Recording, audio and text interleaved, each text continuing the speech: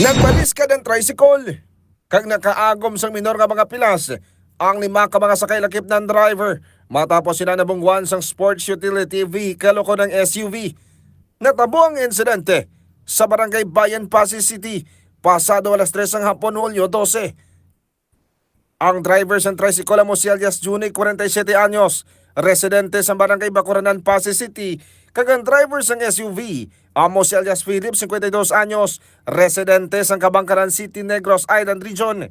Suno kay Police Captain Maria Rosario Miranda, ang Public Information Officer sa Passi City PNP. Nagabiyahin duwa ka mga salakyan sa parehong nga dalan.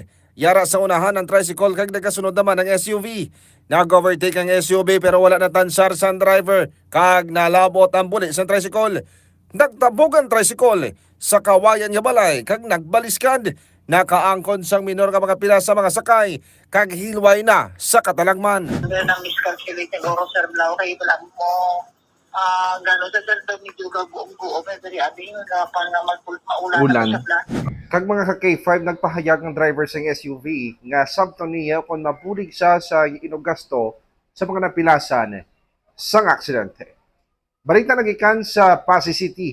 Ako naman si ka-K5 Aaron Refoyo.